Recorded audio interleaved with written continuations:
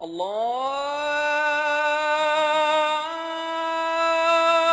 اکبر اللہ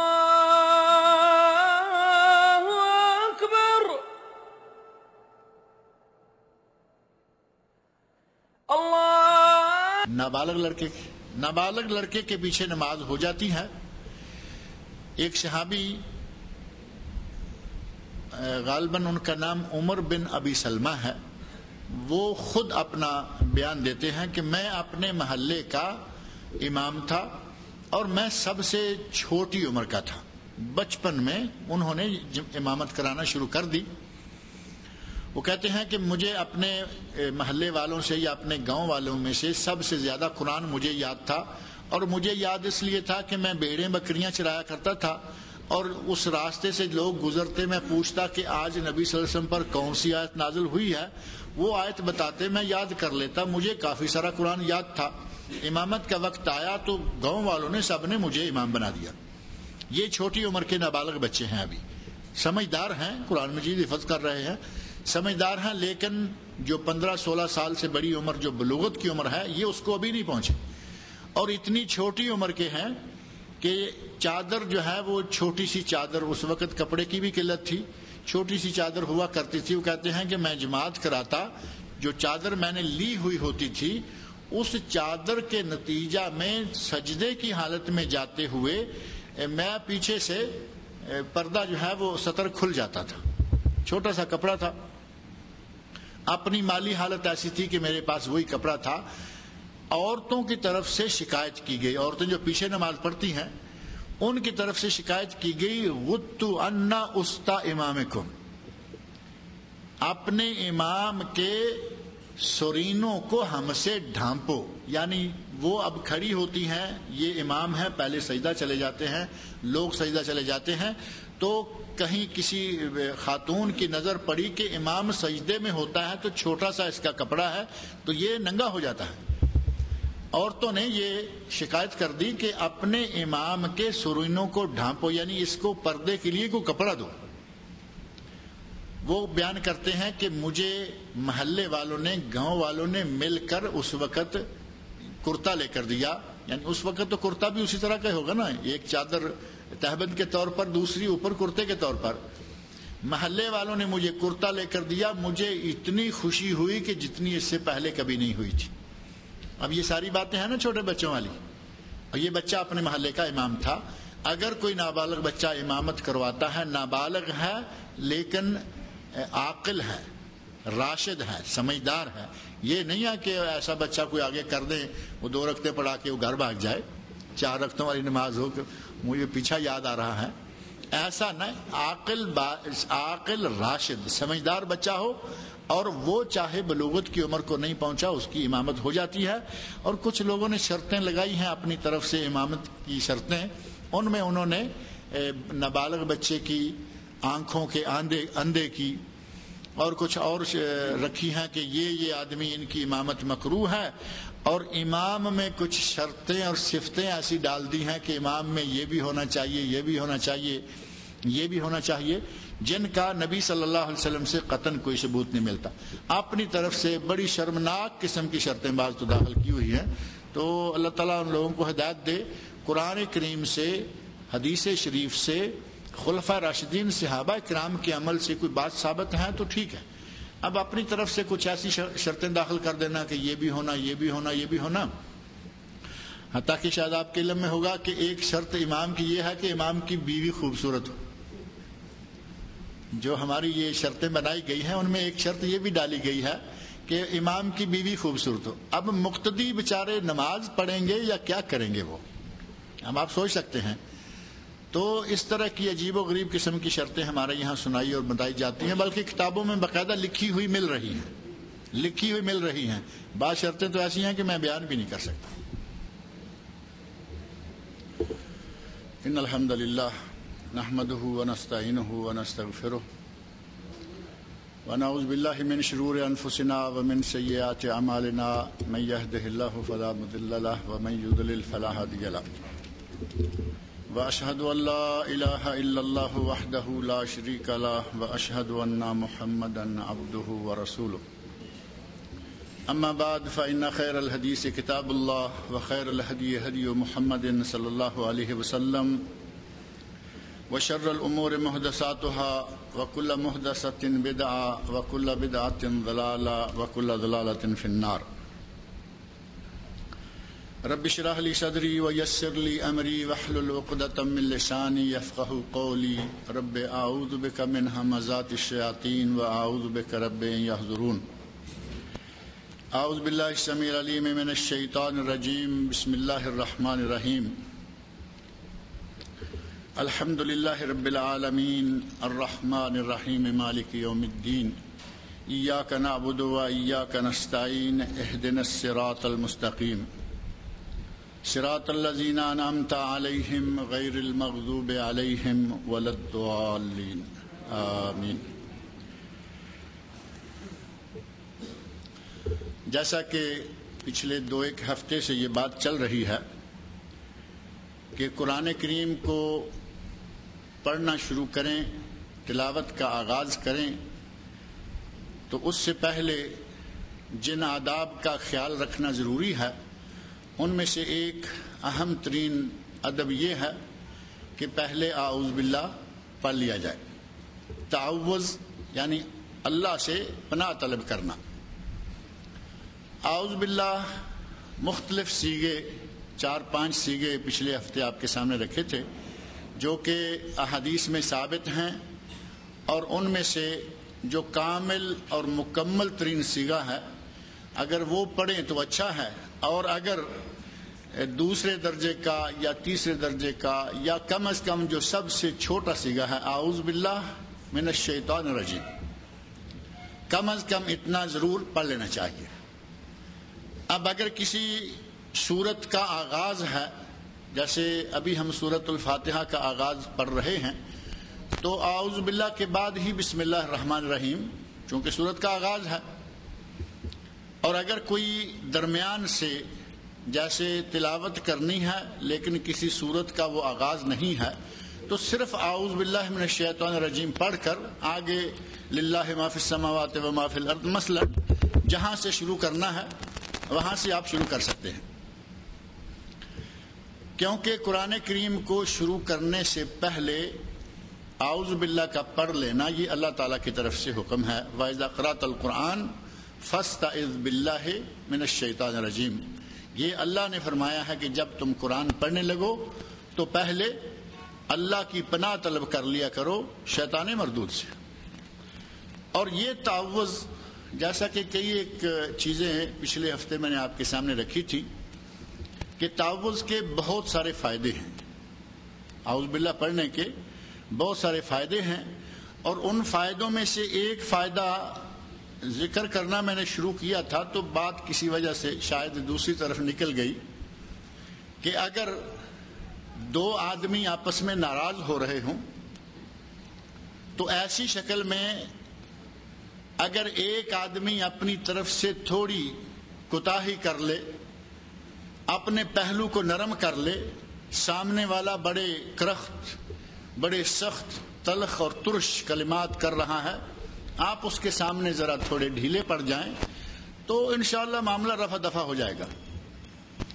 بلکہ قرآن کریم میں سورۃ حامیم سجدہ آیت 34 میں اللہ رب العزت نے فرمایا ہے ادفع باللتی ہی احسن.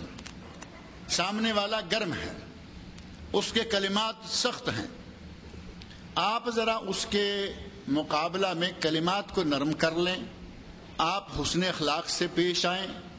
سامنے والا گلے پڑ رہا ہے، آپ منت سماجت کا پہلو اختیار کریں تو اللہ رب العزت فرماتے ہیں کہ اگر آپ نے اس کی برائی کا بدلہ اچھائی سے دیا، وہ ہر وقت آپ کو تکلیف دینے کے در پہ رہتا ہے، آپ ہمیشہ اس کے بارے میں اچھا سوچتے ہیں، وہ گلے پڑنے کے لیے آتا ہے، آپ اس کے سامنے ہنستے ہوئے مسکراتے ہوئے اپنا کردار پیش کرتے ہیں. تو اللہ رب العزت نے فرمایا کہ اگر تم یہ کام کرو گے ادفع باللتی ہی احسن فاذا الذی بینک وبینہ عداوۃ کأنہ ولی حمیم، اگر اس کی برائی کے بدلے میں آپ نے اچھائی کی، اگر اس کی سختی کے بدلے میں آپ نے نرمی کی، اگر اس کی ترش روئی کے مقابلے میں آپ نے حسن اخلاق پیش کیا تو اللہ فرماتے ہیں فَإِذَا الَّذِي بَيْنَكَ وَبَيْنَهُ عَدَاوَةٌ، وہ آدمی جو آپ کا دشمن بنا ہوا ہے، كَأَنَّهُ وَلِيٌّ حَمِيمٌ، وہ تھوڑے ہی عرصہ میں ان قریب ہی وہ ایسا ہو جائے گا کہ جیسے وہ آپ کا بڑا ہی گہرا دوست ہے۔ ولی حمیم یعنی گرم جوشی کے ساتھ وہ اپنی دوستی کا اظہار آپ کے ساتھ کرنے لگے گا۔ یہ طریقہ کار اللہ رب العزت نے بتایا کہ جس وقت انسان کی انسان کے ساتھ آپس میں کوئی تھوڑی بہت تلخی ترشی ہونے لگے تو اس وقت یہ طریقہ اختیار کرو کہ وہ برائی پہ اترا ہوا ہے، آپ اچھائی پہ اتر آئیں، وہ بد اخلاقی کا مظاہرہ کر رہا ہے، آپ حسن اخلاق کا مظاہرہ کریں تو وہ انشاءاللہ دوست بن جائے گا۔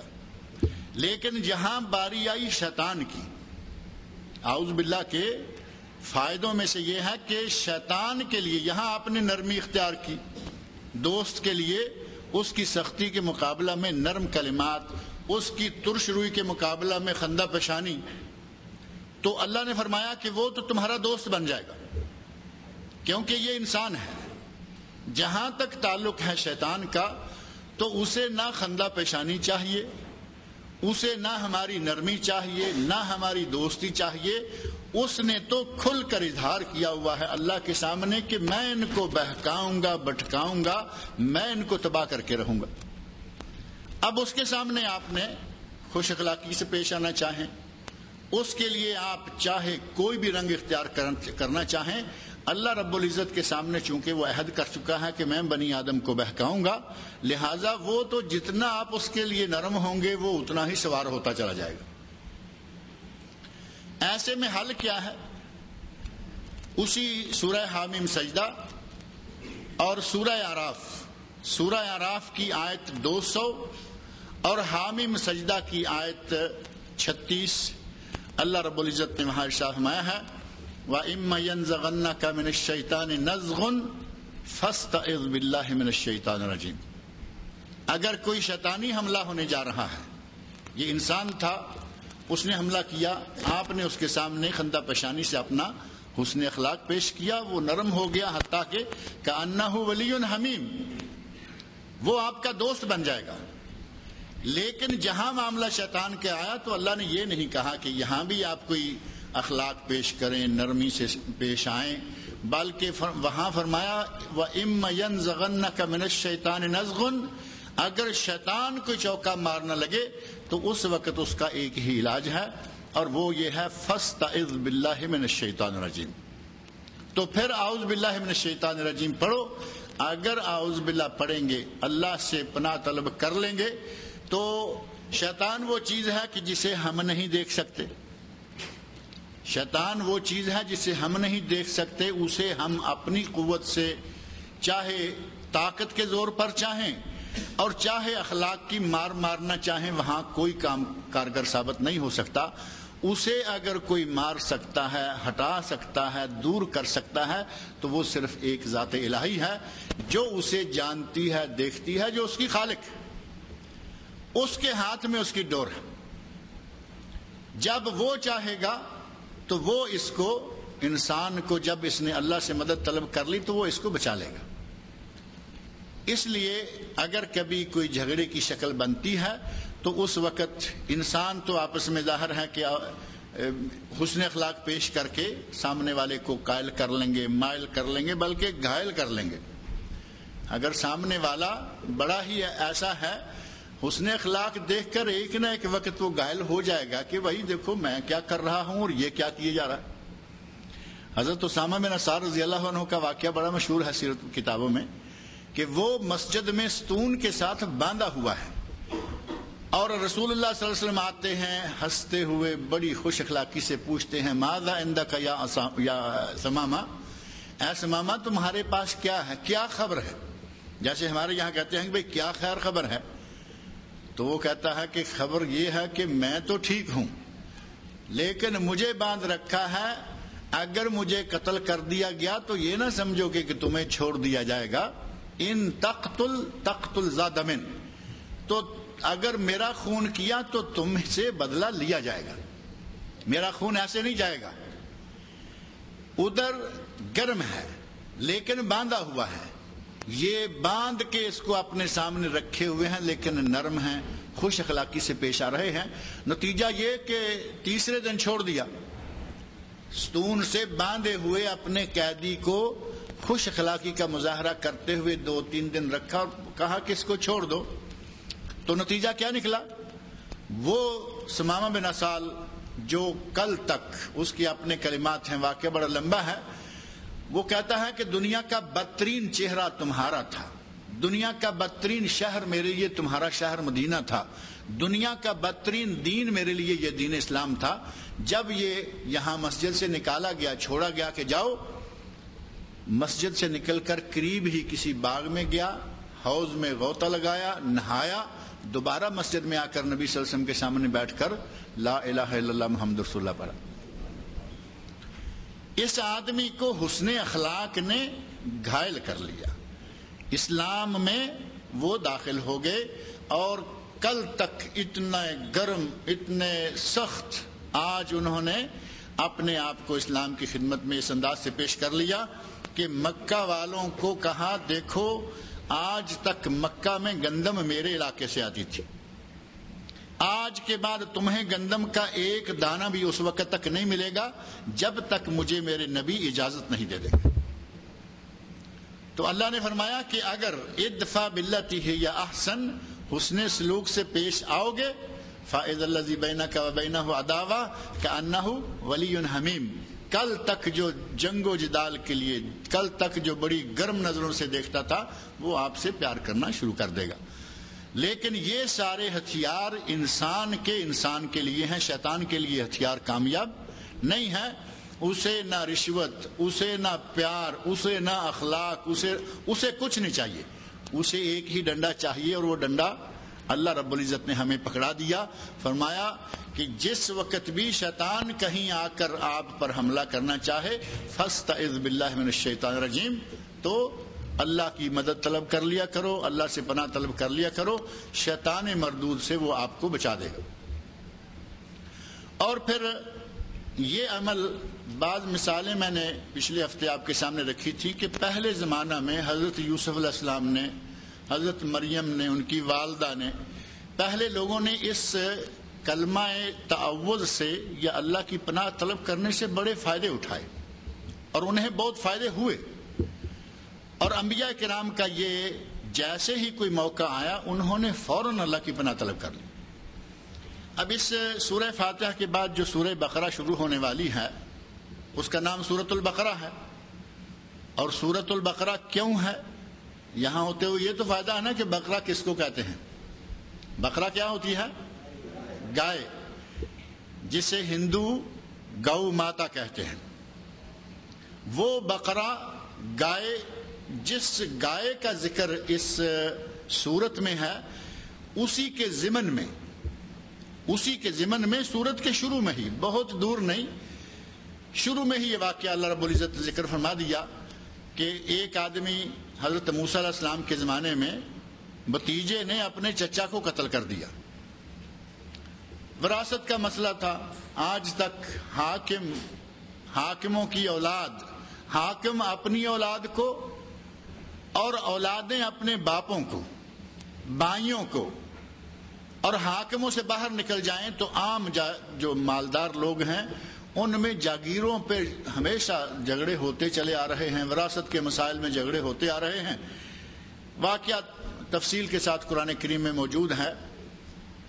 بنی اسرائیل, حضرت موسیٰ علیہ السلام کا زمانہ ہے, بھتیجے نے اپنے چچے کو قتل کر دیا اور شور مچا دیا کہ میرے چچا کو کسی نے قتل کر دیا ہے. قتل خود کیا اور شور مچایا, اور ظاہر ہے کہ یہ زیادہ شور مچائے گا تو لگے گا کہ پتہ نہیں کون اس کے چچا کو مار گیا, اس لیے اس نے زور سے شور مچایا. موجودہ دور میں ایک سیاسی کلمہ ہے بڑا معروف, کہتے ہیں کہ جھوٹ کو اتنے زور سے, اتنے تکرار سے بولو کہ وہ سچ نظر آنے لگے. جھوٹ ہے لیکن اتنا زیادہ بولو کہ وہ سچ نظر آنے لگے. آج کل ہمارے اپنے ممالک میں بعض حکام جو ہیں وہ یہی کر رہے ہیں.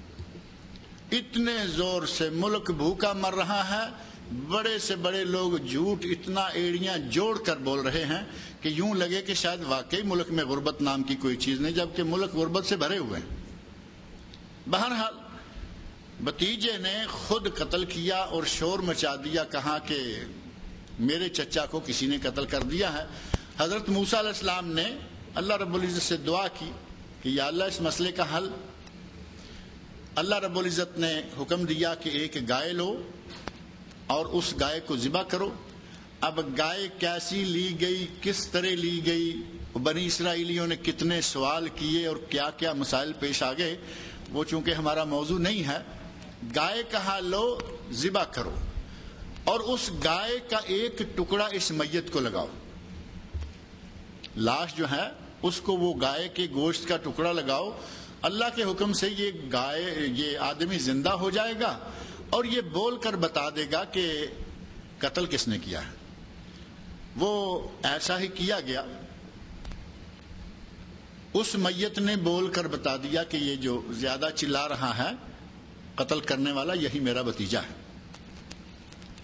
یہاں قرآن کریم کے انداز سے ایک واقعہ یہ ہے، میں صرف اشارتاً 2-3 چیزیں ذکر کر کے میں اصل اپنی بات کی طرف آتا ہوں۔ قرآن بتا رہا ہے کہ قتل اسی نے کیا، شور بھی اسی نے مچایا، روتا بھی یہی ہے، جو قاتل ہے وہی رو رہا ہے۔ آدم علیہ السلام کے 2 بیٹوں میں قتل کا واقعہ جو بنی نوع انسان کا پہلا قتل تھا، جس نے قتل کیا وہی اپنے بھائی کی لاش کو اٹھائے پھر رہا ہے اور رو رہا ہے۔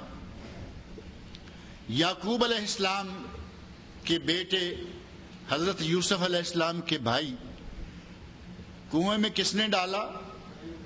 بھائیوں نے، اور ابا کے پاس روتے ہوئے کون آئے؟ بھائی۔ قرآن کریم پڑھ کر دیکھیں، آدم علیہ السلام کا واقعہ، بیٹوں کا واقعہ دیکھ لیں، قتل کا جس نے قتل کیا ہے وہی پریشان پھر رہا ہے، کبھی کوے کو دیکھ کے پریشان ہوتا ہے، کبھی کچھ کر رہا ہے، اور یوسف علیہ السلام کو بھائی اپنے ہاتھوں سے کنویں میں ڈال کر گئے۔ اور جاؤ اباءہم عشاء یبکون، قرآن نے بتایا کہ اپنے والد یعقوب علیہ السلام کے پاس وہ شام کو روتے ہوئے آئے اور کہا کہ ہمارے بھائی کو آکلہ الذئب، اسے تو بھیڑیا کھا گیا ہے۔ بھیڑیے جنہوں نے کنویں میں ڈالا ہے وہی روتے ہوئے آ رہے ہیں، یعنی تاریخی تسلسل بتا رہا ہے، بنی اسرائیل کا یہ واقعہ بتا رہا ہے کہ بھتیجے نے قتل کیا، وہی روتا ہوا آ رہا ہے۔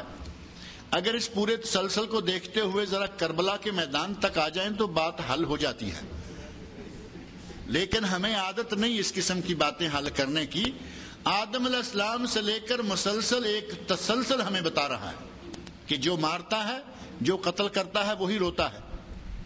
1400 سال سے زیادہ عرصہ بیت رہا ہے اور کچھ لوگ رو رہے ہیں، پیٹ رہے ہیں، ماتم کر رہے ہیں۔ کہیں دال میں کالا لگتا ہے یا نہیں آپ کو بھی؟ کوفہ میں جن لوگوں نے منگوایا تھا یہ انہی کے ہیں اور انہی لوگوں نے حضرت حسین رضی اللہ عنہ کو شہید کیا تھا۔ یہ ایک تاریخی تسلسل ہمارے سامنے ہے، لیکن اس سے قطع نظر حضرت موسیٰ علیہ السلام نے جس وقت ان کو کہا کہ گائے لو اور اس کو ذبح کرو، تو سورہ بقرہ کی آیت 67 آیت 67 اللہ رب العزت نے وہ واقعہ بیان کر کے ہمیں بتایا ہے۔ قالوا اتتخذنا ہزوا، موسیٰ علیہ السلام نے کہا کہ گائے لو، گائے کو ذبح کرو، اس کا گوشت کا ٹکڑا لگاؤ، میت بول کر بتا دے گی۔ تو یہ کیا کہتے ہیں بنی اسرائیل والے؟ کہتے ہیں اتتخذنا ہزوا، کیا تم ہمارا مذاق اڑا رہے ہو؟ انہوں نے حضرت موسیٰ علیہ السلام کا جو اللہ کی طرف سے ایک ہدایت آئی ہے، انہوں نے سمجھا کہ شاید ہمارا مذاق اڑا رہا ہے، کہہ دیا قالوا اتتخذنا ہزوا قال اعوذ باللہ ان اکون من الجاہلین۔ حضرت موسیٰ علیہ السلام نے کہا کہ میں اللہ کی پناہ مانگتا ہوں اس بات سے کہ میں یہ نادانوں والی، جاہل والی حرکت کروں کہ اتنا گمبھیر معاملہ قتل کا کیس ہے اور میں اس میں تمہارا مذاق اڑاؤں گا۔ حضرت موسیٰ علیہ السلام نے اس وقت اعوذ باللہ پڑھ کر اللہ کی پناہ طلب کی اپنی قوم کے مقابلہ میں۔ یعنی مذاق اڑانا. اور ساتھ ہی یہ بھی اللہ رب العزت نے بتا دیا اور موسیٰ علیہ السلام کی زبان سے یہ کلمات صادر فرما دیے کہ دوسروں کا مذاق اڑانا یہ کوئی عقل مندانہ دانش مندانہ فعل نہیں ہے، بلکہ اعوذ باللہ ان اکون من الجاہلین. موسیٰ علیہ السلام نے کہا کہ میں جاہل بننے سے اللہ کی پناہ مانگتا ہوں، میں جاہل نہیں ہوں کہ میں تمہارا مذاق اڑاؤں. اس واقعہ سے ایک تو یہ معلوم ہوا کہ اگر کوئی کسی کو اس قسم کا الزام دے تو اسے بھی اعوذ باللہ من الشیطان الرجیم پڑھنا چاہیے. موسیٰ علیہ السلام نے پڑھا. اور دوسری اہم بات جو یہاں سے نظر آ رہی ہے وہ یہ کہ مذاق اڑانا دوسروں کا یہ نادانی ہی نہیں، جہالت ہے. اور جہالت اور نادانی میں فرق ہوتا ہے. آپ جہالت کو اگر یہ کہیں کہ دوسروں کا مذاق اڑانا ایک احمقانہ فعل ہے، جہالت تو ہے کہ ایک معاملے کا علم ہی نہیں ہے تو وہ نادان ہے، نہیں جانتا. ایک آدمی جان بوجھ کر دوسروں کا مذاق اڑاتا ہے تو یہ اس کی حماقت ہے. حضرت موسیٰ علیہ السلام نے اللہ سے پناہ طلب کی اور کہا کہ یہ فعل مجھ جیسے آدمی سے صادر ہونے والا نہیں ہے، میں کوئی جاہل آدمی نہیں ہوں کہ تمہارا مذاق اڑاؤں. اس آیت کے پس منظر میں اگر ہم تھوڑا سا موجودہ حالات کا جائزہ بھی لے لیں تو انشاءاللہ بات آگے پھر بڑھا لیں گے. آج تاریخ کیا ہے؟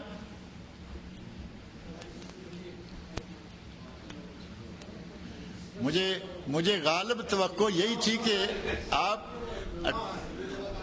مجھے غالب توقع یہی تھی جس وقت میری ذہن میں بات آئی کہ میں آج تاریخ آپ سے پوچھوں گا تو مجھے توقع تھی کہ آپ 28 ہی بتائیں گے.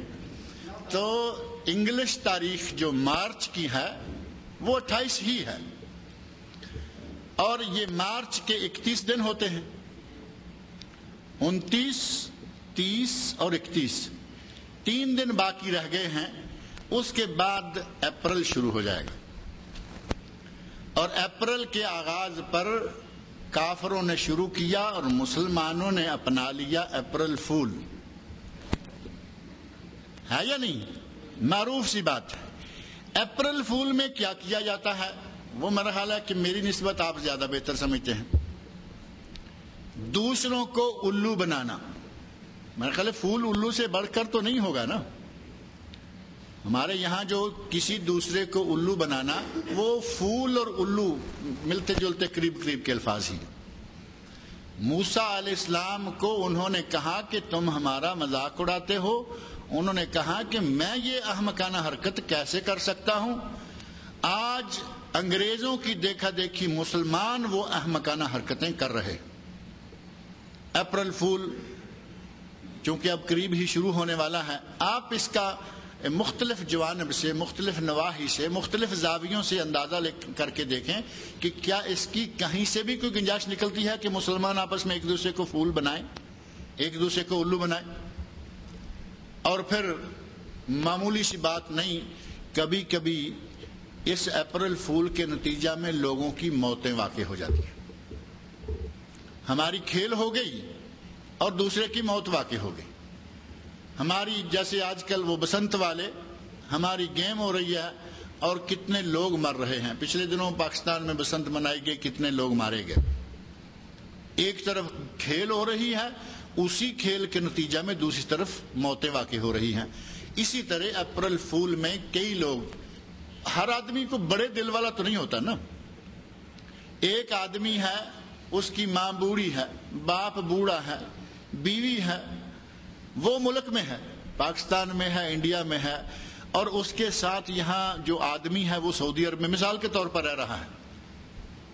اب سعودی عرب میں جاننے والوں کو، دوستوں کو، تھوڑے پہچان والوں کو، یا جو بہت زیادہ قریبی دوست نہیں، اسے معلوم ہے یہ فلاں شہر کا ہے، فلاں جگہ کا ہے. گھر کا ٹیلی فون لے لینا کوئی بڑی مشکل بات نہیں ہوتی. یہاں سے کہیں سے فون کر دیا، کہا کہ تمہارے بیٹے کا ایکسیڈنٹ ہو گیا. اب کیا وہاں کیا ہوگا؟ اس نے تو اپنی طرف سے مذاق اڑایا نا ان کا. اور وہاں رزلٹ کیا ہوگا؟ بوڑھا باپ جس نے اپنا عمر کا آخری سہارا بیٹے کو سمجھا ہوا ہے، جب وہ سنے گا کہ میرے بیٹے کا ایکسیڈنٹ ہو گیا، یہاں کچھ بھی نہیں ہوا، اس نے محض انگریزوں کی ایک رسم کو ادا کرنے کے لیے، جیسے کہ یہ فرض چھوٹ گیا تو پتہ نہیں یہ مسلمان بھی رہے گا یا نہیں، اس کو اپریل فول منانا ہے، اور اس گھر میں صف ماتم بچھا دی. سب رو رہے ہیں، ہمارے عزیز کا ایکسیڈنٹ ہو گیا، پتہ نہیں اب کیا بنا. اب اگر وہ بیچارہ کمزور دل والا آدمی ہے تو وہ تو گیا نا، باپ جائے گا، ماں جائے گی، بیوی جائے گی، کوئی اور عزیز جائے گا، اور اس کی کھیل ہو گئی. اس نے اپریل فول منا لیا کہ میں نے ایک بڑا تیر مار لیا ہے. اس اپریل فول کو ایک دو نہیں بلکہ جتنے زاویوں سے دیکھیں گے یہ برے سے برا گناہ نکلتا نظر آئے. ایک سب سے پہلی یہ بات یہ کہ یہ دوسروں کا مذاق اڑانا ہے، جس کو حضرت موسیٰ علیہ السلام نے احمقانہ حرکت قرار دیا، جو اللہ رب العزت نے اپنی کتاب مقدس میں بیان فرمایا. انہوں نے کہا کہ میں یہ کام جاہلوں والا کام، میں جاہل نہیں ہوں کہ میں تمہارا مذاق اڑاؤں. دوسرا یہ کہ اپریل فول منانے والا آدمی جھوٹ بولتا ہے، یہاں کچھ بھی نہیں ہوا اور اس نے فون کر دیا کہ وہ تو ایکسیڈنٹ ہو گیا ہے. اور جھوٹ کے بارے میں آپ جانتے ہیں نبی اکرم صلی اللہ علیہ وسلم نے قرآن میں لعنت اللہ علی الکاذبین، میرا خیال ہے اور کچھ یاد آئے نہ آئے اتنا تو سب کے علم میں ہے یا نہیں، لعنت اللہ علی الکاذبین، جھوٹوں پر، جھوٹ بولنے والوں پر اللہ کی لعنت. جس نے اپنی ایک رسم پوری کرنے کے لیے اللہ کی لعنت کو گوارا کر لیا، اس کا اس دنیا میں آخرت میں کیا حال ہوگا، انجام کیا ہوگا. اور جھوٹ کے بارے میں نبی صلی اللہ علیہ وسلم نے فرمایا ہے کہ آدمی جھوٹ بولتا ہے، جھوٹ بولے چلا جاتا ہے، حتی یکتب من الکاذبین، یہاں تک کہ وہ جھوٹے لوگوں میں سے لکھ دیا جاتا ہے. جھوٹ اس میں موجود ہے، دوسروں کا مذاق اڑانا اس میں موجود ہے، دوسروں کا نقصان کرنا اور ان کو اذیت پہنچانا ہماری اس رسم میں موجود ہے. اب اگر کوئی مرتا نہیں تو ظاہر ہے کہ پریشان ہو جائیں گے، روئیں گے، بیچارے چیخیں گے، چلائیں گے. اور ایسے کتنے واقعات ہوتے ہیں کہ مختلف شکلوں میں اس کے ذریعے لوگوں کو اذیت پہنچاتے ہیں. ہمارے بھائی ہیں کہ وہ سمجھتے ہیں کہ نہیں، ہم نے جو تیر مارنا تھا وہ مارنا ہے اور مار لیا. یہ انداز قرآن کریم نے، اللہ رب العزت نے ہمارے لیے جائز قرار نہیں دیا. آرام سے جس کے آگے کرسی خالی ہے وہ ذرا آگے آگے ہو جاؤ تاکہ پیچھے کوئی جگہ بن جائے. آرام سے بس، جزاکم اللہ خیر.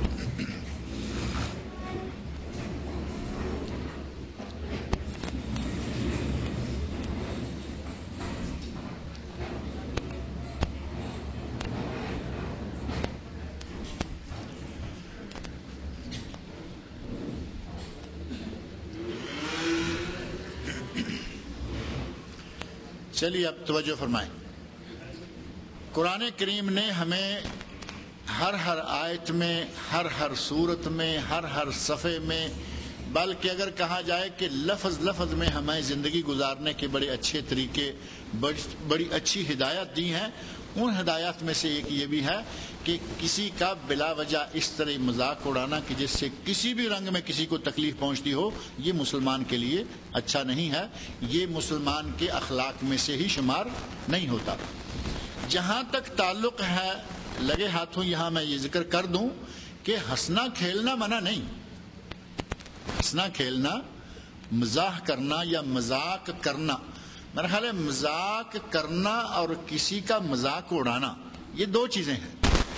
ایک ہے آپس میں ہنسنے کھیلنے کے لیے کوئی اچھی بات کی، اس سے ذرا آپس میں خوش ہو لیے، ہنس لیے، کھیل لیے، یہ اور بات ہے. اور کسی کا مذاق اڑانا وہ تو ظاہر ہے کہ غلط سی بات ہے.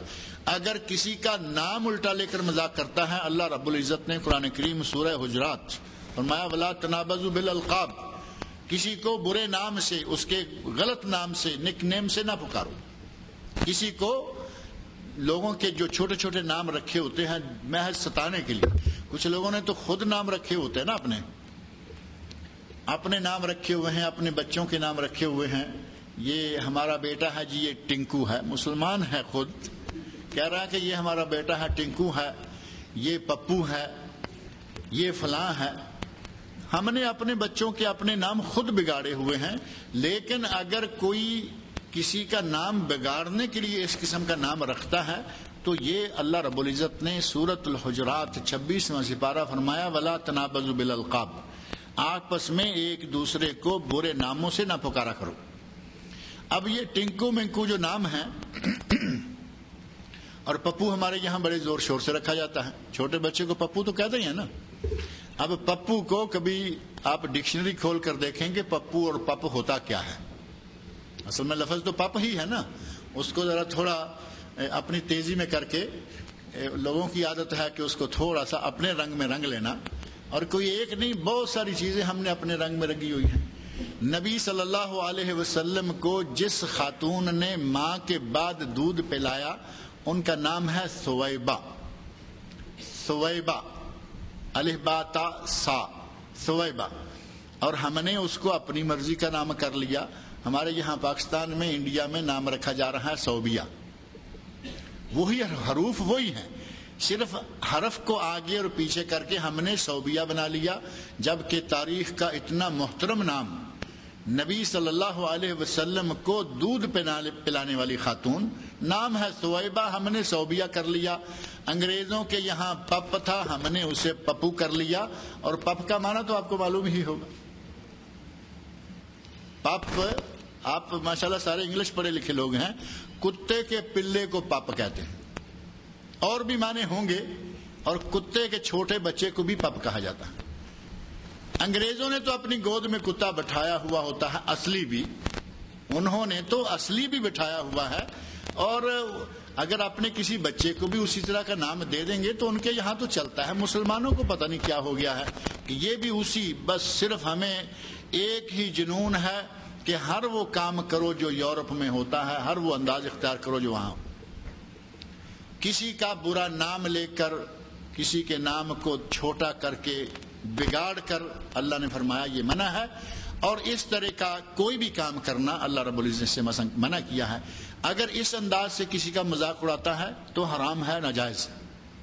لیکن اگر کوئی آپس میں ہنسنے کھیلنے کے لیے مذاق کرتا ہے، ایک دوسرے کو بیٹھے ہوئے مذاق کر رہے ہیں، شرط یہ ہے، مذاق کرنا، ہنسنا کھیلنا جائز، لیکن شرط یہ ہے کہ اس مذاق میں کسی کی پگڑی نہ اچھالی جائے، کسی کی ٹانگ نہ کھینچی جائے، کسی کی توہین نہ کی جائے، اور کسی بھی واقعہ میں کسی بھی موقع پر جھوٹ کا عنصر شامل نہ ہو. جھوٹ نہ ہو. محض بات میں ظرافت پیدا کر لینا، یہ تو نبی اکرم صلی اللہ علیہ وسلم کے یہاں بھی ملتا ہے. نبی صلی اللہ علیہ وسلم سے مذاق کرنا، طبیعت میں مزاح، طبیعت میں ظرافت، طبیعت میں تھوڑی ہنسی کی کیفیت، یہ نبی اکرم صلی اللہ علیہ وسلم میں موجود ہے. خاتون آئی، عورت نبی اکرم صلی اللہ علیہ وسلم کی خدمت میں حاضر ہوئی اور کہتی ہے کہ یا رسول اللہ دعا کیجئے کہ اللہ تعالیٰ مجھے جنت عطا فرمائے. نبی صلی اللہ علیہ وسلم نے فوری طور پر کہا، اماں، یہ خاتون بوڑھی ہیں، کہا اماں کوئی بوڑھی عورت جنت میں نہیں جائے گی. اب اندازہ کر سکتے ہیں کہ فوری طور پر صحابہ اکرام موجود ہیں. اماں سٹ پٹائی کہ لو ہماری نمازیں کیا ہوئیں، ہمارے روزے کہاں گئے، ہمارا یہ کیا ہوا جب کوئی بوڑھی جنت میں نہیں جائے گی. تو نبی صلی اللہ علیہ وسلم نے مسکراتے ہوئے فرمایا، اماں جب تم جنت میں جاؤ گی تو جوان ہوگی، جنت میں کوئی بوڑھی نہیں جائے گی، جو بھی جنت میں جائے گا وہ جوان ہوگا. انا انشأناہن انشاء فجعلناہن ابکارا. قرآن کریم میں اللہ نے فرمایا ہے کہ وہاں سب لوگ جوان ہوں گے. وقتی طور پر خاتون کے ساتھ چھوٹی سی بات، لیکن ادھر قرآن کریم کی صداقت لوگوں کے سامنے رکھ کر، یہ نہیں کہ بات وقتی طور پر ایک اچھا رنگ پیدا کر لیا اور اس میں کوئی نعوذ باللہ جھوٹ داخل کر دیا. قرآن کی صداقت کو اتنے ظریفانہ انداز میں پیش کر کے ساری دنیا کے سامنے مسئلہ رکھ دیا کہ جنت میں مرد جائے یا عورت جائے وہ بوڑھا نہیں ہوگا بلکہ وہ جوان ہوگا. مذاق کا مذاق، مسئلے کا مسئلہ، حقیقت کی حقیقت. اماں کو خوش کر کے بھیجا کہ اماں جنت میں جاؤ گی تو جوان ہوگی. ایک آدمی آیا، بدو آیا، آ کے کہتا ہے یا رسول اللہ مجھے اونٹ عطا کیجیے، مجھے اونٹ عطا کیجیے، سواری کے لیے جانور دیجیے. تو آپ نے فرمایا کہ ہم آپ کو اونٹ کا بچہ دیں گے. ہم آپ کو اونٹ کا بچہ دیں گے۔ اب وہی معاملہ یہاں پھر ہوا۔ یہ چونکہ عربی ہے، بدو ہے، یہ تو اچھلا، کہا کہ میں کہہ رہا ہوں مجھے سواری کے لیے اونٹ چاہیے اور آپ مجھے کہہ رہے ہیں کہ اونٹ کا بچہ دیں گے۔ آپ نے فرمایا ارے بھائی، اونٹ جو سواری جس پہ کی جاتی ہے وہ اونٹ کا بچہ نہیں ہوتا، وہ بھی تو اونٹ کا بچہ ہی ہوتا ہے۔ آدمی چاہے کتنی عمر کا ہو جائے اپنے ماں باپ کے لیے تو بچہ ہے یا نہیں؟ اس انداز سے نبی صلی اللہ علیہ وسلم بچوں میں بڑوں میں کبھی کبھی خوش طبی فرما لیا کرتے تھے۔ بیٹھے ہوئے کھجوریں کھا رہے ہیں، صحابہ کرام ہیں، اس وقت یہ سیب اور یہ ہمارے یہاں والی چیزیں تو نہیں تھی نا اتنی زیادہ، کھجوریں تھیں، انگور تھے، اور سب سے اہم پھل اس وقت کھجور، اور کھجور بھی جب آدھی کچی اور آدھی پکی ہو تو اس وقت اسے کہا جاتا تھا فاکہہ۔ جب وہ پوری پک جائے تو وہ غذا بن جاتی ہے، کیونکہ ان کے یہاں تو کھجور ہی کھجور ہوتی تھی۔ کھجوریں کھائیں، دو چار پانی پیا، الحمدللہ ہمارا ڈنر ہو گیا۔ کبھی کھجوریں کھائیں، پانی پیا اور لنچ ہو گیا۔ اور اب ہمارے ناشتوں کا تو اس وقت کوئی چانس ہی نہیں تھا، کیونکہ ایک وقت کا دو وقت کا کھانا ہی ہوا کرتا تھا۔ کھجوریں کھا رہے ہیں، نبی اکرم صلی اللہ علیہ وسلم ایسے 4-6 لوگ اکٹھے بیٹھے ہوئے ہیں، درمیان میں کھجوریں پڑی ہیں، کھائیں، اور آپ نے اپنے منہ سے کھجور کی گٹھلی نکالی اور ایسے حضرت علی رضی اللہ عنہ کے سامنے رکھ دی۔ اب سارے صحابہ دیکھ رہے ہیں کہ یہ گٹھلی آپ نے یہاں رکھی ہے، اس میں پتہ نہیں کیا مصلحت ہے، اور وہ لوگ تو چونکہ آپ کے ہر عمل کی نقل اتارنے کے لیے ہر وقت تیار رہتے تھے، بات سمجھ میں آئے یا نہ آئے۔ وہاں یہ نہیں تھا کہ یہ کیوں کیا، کیسے کیا، اس میں ہمارے لیے کیا ہے، کیوں ہے، یہ چونکہ چنانچہ یہ وہ ان زمانے میں نہیں تھا۔ وہ جو بھی کام نبی صلی اللہ علیہ وسلم کو کرتے ہوئے دیکھتے تھے وہ سنت سمجھ کر اس کو سر انجام دیتے تھے۔ بہت سارے واقعات، حضرت عبداللہ بن عمر رضی اللہ عنہما کے سواری پہ جا رہے ہیں، جاتے جاتے اونٹ کو ایسے ایسے کر کے تھوڑی جگہ سے گزارا۔ غلام نے پوچھا حضرت راستہ صاف تھا، آپ نے ایسا کیوں کیا؟ تو کہتے ہیں کہ میں نے نبی صلی اللہ علیہ وسلم کے ساتھ ایک مرتبہ سفر کیا، یہاں سے آپ گزرے تو اونٹ کو اسی طرح لے کے گئے، جب بھی زندگی میں یہاں سے گزروں گا میں اسی طرح اونٹ کو لے کے جاؤں۔ ان کے یہاں اس طرح کا اتباع سنت کا جذبہ تھا۔ تو ایسے ہی تھوڑا کسی دوسرے موقع پر دوسری جگہ سے گزرے، اونٹ سے نیچے اترے، تھوڑا آگے جا کے بیٹھ گئے، پھر اٹھے اور آ کے اونٹ پر سوار ہو گئے۔ غلام نے کہا کہ حضرت آپ نے کچھ کیا بھی نہیں، پتہ تو چل جاتا ہے نا کہ یہ اترے ہیں تو کچھ کر کے، قریب ہی ایسے بیٹھے اٹھ کے۔ تو کہا کہ میں نے یہاں سے گزرتے ہوئے نبی صلی اللہ علیہ وسلم کو یہاں بیٹھ کے جاتے دیکھا ہے، میں اس لیے بیٹھ کے جاتا ہوں۔ ان کے یہاں تو اس قسم کے انداز تھے۔ انہوں نے دیکھا کہ گٹھلی، کھجور کی گٹھلی نکال کر حضرت علی رضی اللہ عنہ کے سامنے رکھی ہے، سب نے اپنے اپنے منہ سے گٹھلی نکالی، ایک ایک وہاں رکھ دی۔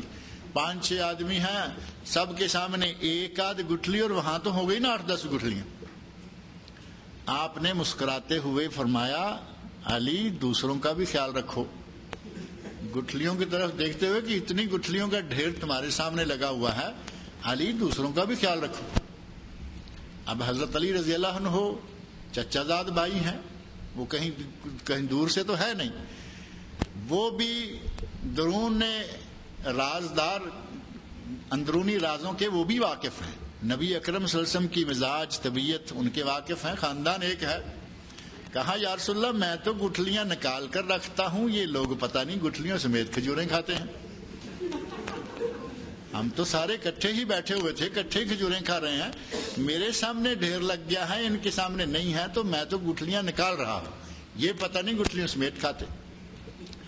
کوئی جھوٹ بھی نہ ہوا، باتیں بھی اچھی اچھی، مجلسوں میں رونق ہے، کبھی کسی بوڑھی اماں کے ساتھ کھیل رہے ہیں، کسی بچے کے ساتھ، کبھی کسی کے ساتھ، لیکن نہ کسی کا دل توڑنے کے لیے، نہ کسی کی پگڑی اچھالنے کے لیے، نہ کسی کی ٹانگ کھینچنے کے لیے، نہ کسی کو اذیت پہنچانے کے لیے۔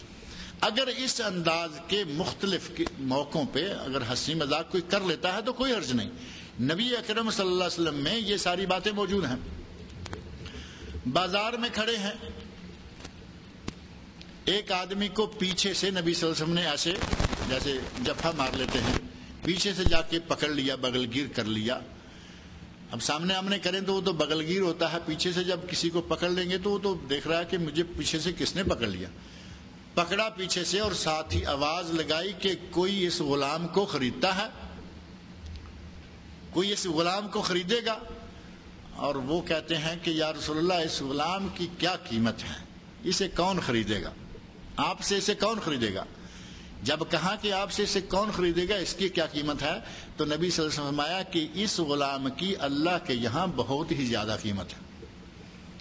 یہ ایک صحابی تھے، اعرابی تھے، حضرت ظاہر رضی اللہ عنہ، اور آپ نے چھوڑا، باتوں میں ہنستے ہنستے چھوڑا، آمنا سامنا ہوا تو اپنے صحابہ سے مخاطب ہو کر فرمایا ظاہر بادیتنا ونحن مدینتہ، یہ ہمارا کھیت ہے اور ہم اس کا شہر ہے۔ جو باہر سے آتے ہیں سبزی فروٹ وغیرہ، سبزیاں وغیرہ لے کے آتے ہیں، فرمایا کہ ظاہر ہمارا دیہات ہے، یہ ہماری کھیتی باڑی کرنے والا کسان ہے اور ہم اس کے لیے شہری ہیں۔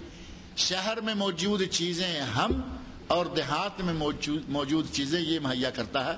ہنستے کھیلتے نبی اکرم صلی اللہ علیہ وسلم نے وقت جو ہے وہ گزار دی۔ اس انداز سے اگر اچھا مزاح ہے تو وہ نبی اکرم صلی اللہ علیہ وسلم نے، لیکن جھوٹ کا عنصر شامل نہ ہو، کسی کو اذیت نہ دے، یہ ساری چیزیں ہمارے یہاں آج کل جو اپریل فول والی پارٹی ہے وہ ساری چیزیں شامل کر کے اس کو اتنا ایک یوں سمجھیں کہ اتنا بڑا گناہ بنا لیتے ہیں کہ اس میں ہر برائی جمع ہو جاتی ہے۔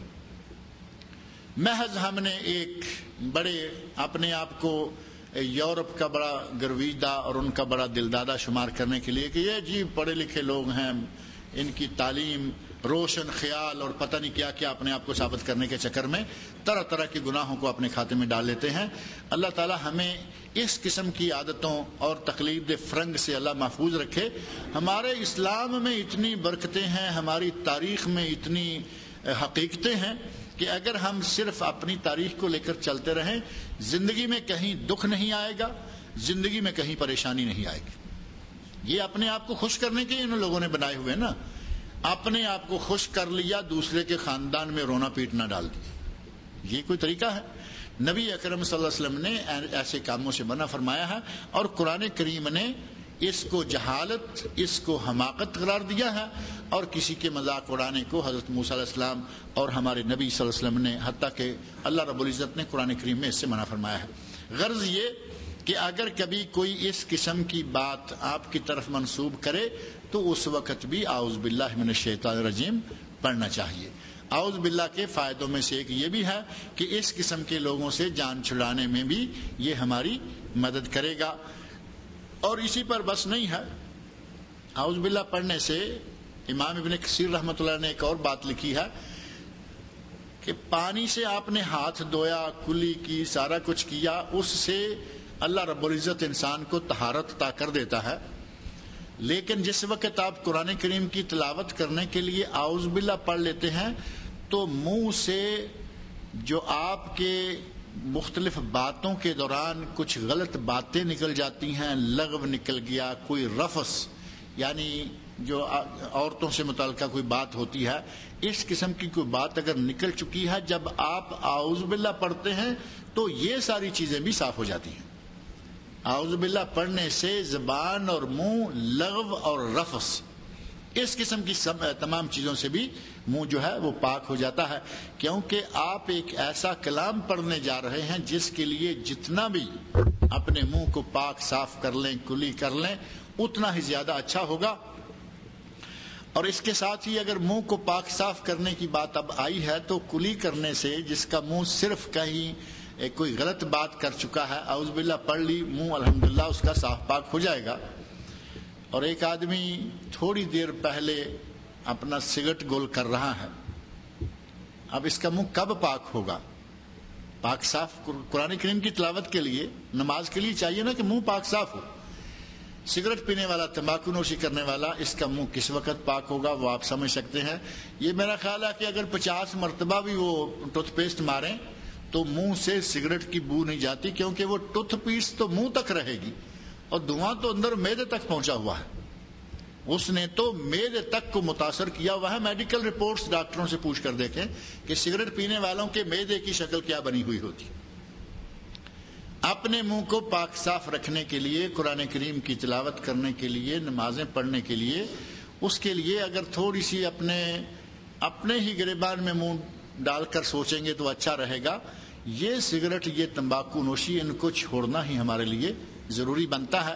غرض یہ کہ اعوذ باللہ پڑھنے سے آدمی کا منہ اندر سے پاک ہو جاتا ہے، اور اعوذ باللہ پڑھنے سے شیطان اگر کہیں قریب ہے تو وہ بھاگ جاتا ہے اور اللہ کی مدد شامل حال ہو جاتی ہے۔ اعوذ باللہ کے بہت سارے فائدے ہیں، لہٰذا اللہ رب العزت نے فرمایا فَإِذَا قَرَأْتَ الْقُرْآنَ فَاسْتَعِذْ بِاللَّهِ مِنَ الشَّيْطَانِ الرَّجِيمِ، جب قرآن پڑھنے لگو تو پہلے اعوذ باللہ پڑھ لیا کرو، اور فَاسْتَعِذْ بِاللَّهِ قرآن پڑھنے لگو۔ فَإِذَا قَرَأْتَ الْقُرْآنَ، نماز پڑھنے لگو تو اللہ نے فرمایا کہ پہلے وضو کر لو۔ وَإِذَا قُمْتُمْ إِلَى الصَّلَاةِ فَاغْسِلُوا وُجُوهَكُمْ وَأَيْدِيَكُمْ إِلَى الْمَرَافِقِ وَامْسَحُوا بِرُؤُوسِكُمْ وَأَرْجُلَكُمْ إِلَى الْكَعْبَيْنِ، جب نماز پڑھنے لگو تو ظاہر ہے کہ جس طرح وضو پہلے کیا جاتا ہے بعد میں نماز شروع کی جاتی ہے، ایسے ہی اعوذ باللہ پہلے پڑھا جاتا ہے، بعد میں قرآن کریم کی تلاوت کی جاتی ہے۔ اعوذ باللہ پڑھنے کے بعد قرآن کریم کے اصل کلمات میں داخل ہونے سے پہلے، جیسا میں نے پہلے عرض کیا ہے کہ اگر کہیں درمیان سے آپ پڑھنا چاہتے ہیں تو آپ وہاں سے شروع ہو جائیں۔ آیت کا، سورت کا آغاز ہے تو اس وقت آپ بسم اللہ بھی ساتھ ہی پڑھیں گے، اور بسم اللہ کلمات ہی آپ کے سامنے ہیں، بڑے بابرکت قسم کے کلمات ہیں۔ بسم اللہ کے بغیر کوئی بھی کام کریں تو ہمارے یہاں تو معروف ہے نا کہ برکت نہیں ہوتی، اور ایک حدیث میں کلمات موجود ہیں، وہ حدیث مرسل ہے، اور مرسلن اس کی سند کو صحیح بھی قرار دیا گیا ہے۔ مرسل زہری رحمۃ اللہ علیہ وہ کہتے ہیں کل امر ذی بال لم یبدا بسم اللہ فہو اقطع ابتر، فہو ابتر، ہر وہ کام جو بسم اللہ پڑھے بغیر شروع کیا جائے وہ ناقص رہتا ہے، نامکمل رہتا ہے۔ گویا کہ بسم اللہ پڑھ کر کام کا آغاز کریں گے تو اللہ رب العزت برکتیں عطا کرے گا، وہ کام مکمل ہوگا۔ اور بسم اللہ کی جگہ، بلکہ مجھے یاد آ رہا کہ اعوذ باللہ کی ایک جگہ اور بھی ذہن میں رکھ لیں کہ اعوذ باللہ کے فائدے جو ہیں، پھر وہ آگے بسم اللہ میں بات جائے گی تو پھر پیچھے لوٹنے کی بجائے جس وقت آدمی حمام میں داخل ہوتا ہے، لیٹرین میں، باتھ روم میں قضاء حاجت کے لیے جاتا ہے، تو اس وقت کیا پڑھا جاتا ہے؟ اللہم انی اعوذ بک، اللہم انی اعوذ بک من الخبث والخبائث۔ یہاں بھی اعوذ آ گیا نا، اعوذ بک یعنی اعوذ باللہ۔ حمام میں جا رہے ہیں، لیٹرین میں جا رہے ہیں، قضاء حاجت کے لیے کہیں بھی بیٹھ رہے ہیں تو صحیح بخاری اور صحیح مسلم میں یہ الفاظ موجود ہیں، اللہم انی اعوذ بک من الخبث والخبائث۔ اے اللہ، میں جن مذکر ہو یا مؤنث، جن ہو یا جننی ہو، جنوں اور جننیوں سب سے اے اللہ میں تیری پناہ مانگتا ہوں۔ اور سنن سعید بن منصور حدیث کی ایک کتاب ہے جو نسبتاً غیر معروف ہے، لیکن بہر صورت سنن سعید بن منصور کتب حدیث میں سے ہے، اور اس کا کچھ حصہ جو ہے وہ دستیاب ہوا اور وہ چھپ بھی چکا ہے، مکمل کتاب دستیاب نہیں ہوئی۔ اس سنن سعید بن منصور میں اللہم انی اعوذ بک من الخبث والخبائث سے پہلے بسم اللہ بھی لکھا ہے، بسم اللہ، اللہم انی اعوذ بک من الخبث والخبائث، لیکن چونکہ بخاری مسلم کی معروف روایت میں بسم اللہ نہیں ہے، لہذا کم از کم یہ۔ اور جس وقت آدمی اللہم انی اعوذ بک من الخبث والخبائث پڑھ کر لیٹرین میں داخل ہو جاتا ہے یا جہاں کہیں بھی قضاء حاجت کے لیے بیٹھ جاتا ہے، تو حدیث کی روح سے وہ شیطانوں کے حملوں سے، جنوں شیطان ابلیس کے حملے سے وہ آدمی محفوظ ہو جاتا ہے۔ اللہ رب العزت اس کو جس وقت تک وہ اپنی قضاء حاجت کے لیے، ظاہر ہے کہ وہ بے پردگی کی حالت میں ہوگا، اس حالت میں احادیث میں یہ بات ملتی ہے کہ شیطان بنی آدم کی شرمگاہوں سے کھیلتا ہے، لیکن جس نے یہ دعا پڑھ لی، جس نے اللہ کی پناہ طلب کر لی، شیطان اب اس کے قریب نہیں آئے گا۔ تو یہ بھی ایک فائدہ ہے اس کا اعوذ باللہ کا، کہ شیطان کو قضاء حاجت کے دوران اپنے سے دور ہٹانے بھگانے کے لیے، اس کے شر سے بچنے کے لیے یہ کام کر لینا چاہیے۔ اور بسم اللہ کا ذکر چونکہ اس تعوذ کے ساتھ بھی آ گیا ہے کہ سنن سعید بن منصور میں بسم اللہ بھی ہے، بسم اللہ پڑھ کے آگے والی یہ دعا جو ہے وہ مانگیں اور لیٹرین میں داخل ہوں یا قضاء حاجت کے لیے بیٹھ جائیں. اللہ رب العزت شیطانوں اور تمام شر انگیز چیزوں سے، شر پیدا کرنے والی چیزوں سے اللہ آدمی کو محفوظ کر لیتا ہے. بسم اللہ کی بہت ساری برکتیں ہیں. بسم اللہ کو مختلف موقعوں پر پڑھا جاتا ہے. سب سے پہلے جو وحی نازل ہوئی اس میں حضرت جبرائیل امین کہتے ہیں اقرا. بسم اللہ کی برکتوں کا آپ یہاں سے بھی اندازہ کر لیں. حضرت جبرائیل کہتے ہیں اقرا تو نبی صلی اللہ علیہ وسلم فرماتے ہیں ما انا بقاری. وہ کہتے ہیں پڑھیے، وہ کہتے ہیں کہ میں پڑھا ہوا نہیں ہوں. پھر کہتے ہیں پڑھیے، وہ کہتے ہیں میں پڑھا ہوا نہیں ہوں. تیسری مرتبہ وہ کہتے ہیں اقرا بسم ربک الذی خلق. پڑھیے اس رب کے نام سے جس نے آپ کو پیدا کیا ہے. بسم اللہ کا ذکر آیا، نبی اکرم صلی اللہ علیہ وسلم نے جبرائیل علیہ السلام کے ساتھ ہی پڑھنا شروع کر دیا. گویا کہ پہلی وحی میں بسم اللہ کا ذکر موجود ہے. اقرا بسم ربک الذی خلق جو کہ 30ویں سپارے میں یہ صورت موجود ہے. اسی طرح قرآن کریم کا آغاز کریں، پڑھنے لگیں تو بسم اللہ کے ساتھ اس کو شروع کریں. اور بسم اللہ کو تو اللہ رب العزت نے نبی اکرم صلی اللہ علیہ وسلم کے ذریعے ہمارے لیے بہت ہی باعث برکت بنایا ہے.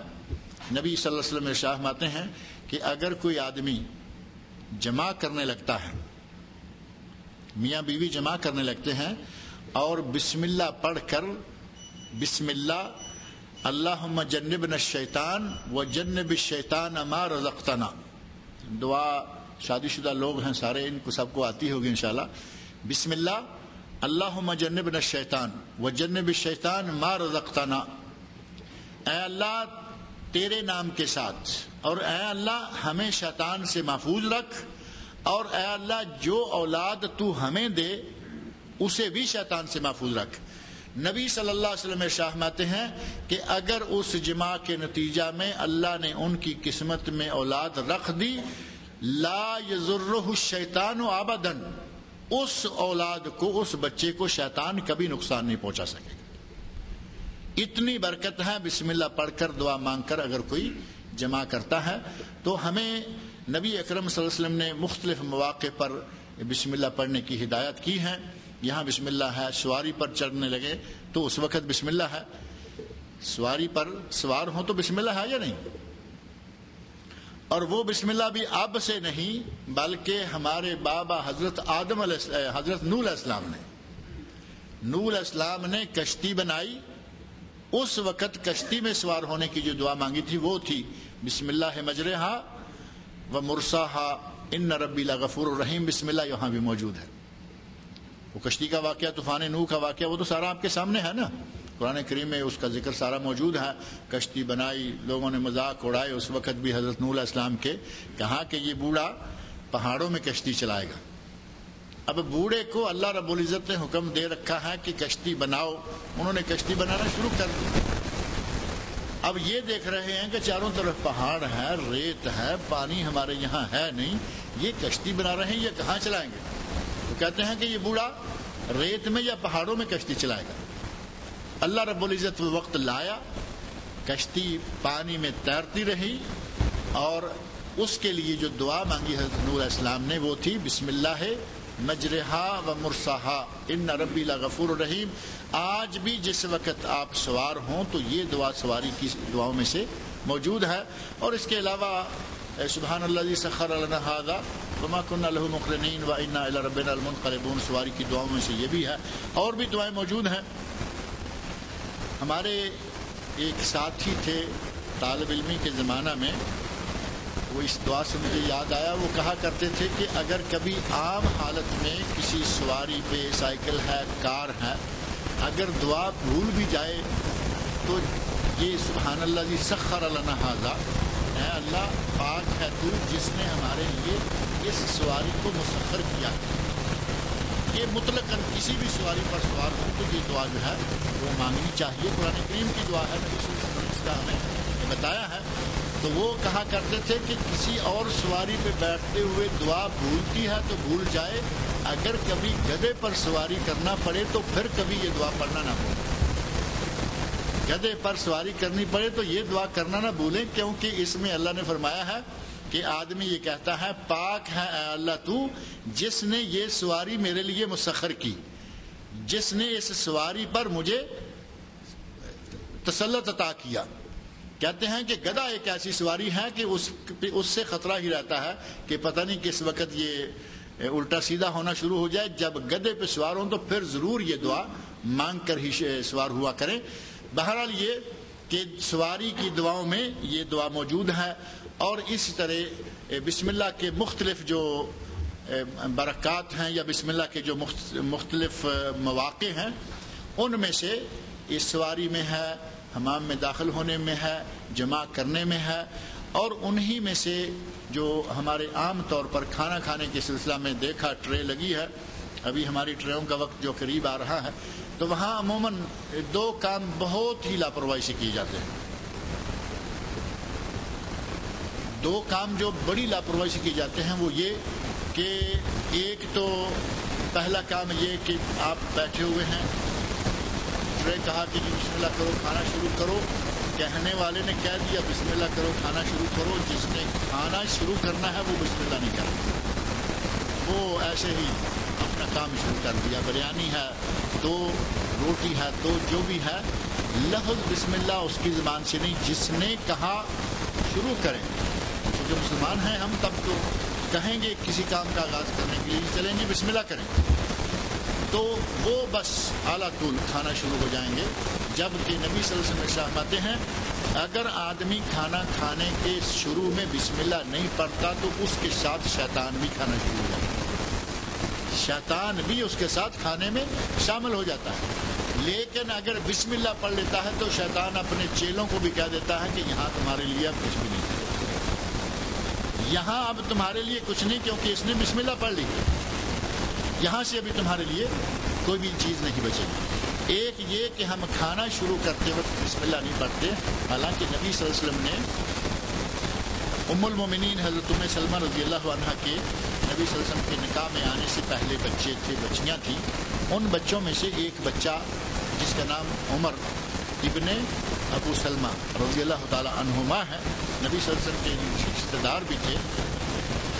عمر چھوٹی عمر کے ہیں اور نبی صلی اللہ علیہ وسلم کے گھر میں آپ کی تربیت میں وہ پل رہے تھے، تو کھانا کھاتے ہوئے جس وقت وہ کھانا شروع کرتے، ایک حضرت انس رضی اللہ عنہ ہے، ان کو بھی آپ نے فرمایا یا بنیا، اے میرے بیٹے۔ یہ انس رضی اللہ عنہ وہ ہیں جنہوں نے 10 سال آپ کی خدمت کی۔ بچپن میں ماں نے کہا یا رسول اللہ یہ میرا بچہ اپنی خدمت کے لیے قبول کر لیجئے، میں نے آپ کی خدمت کے لیے اسے وقف کیا۔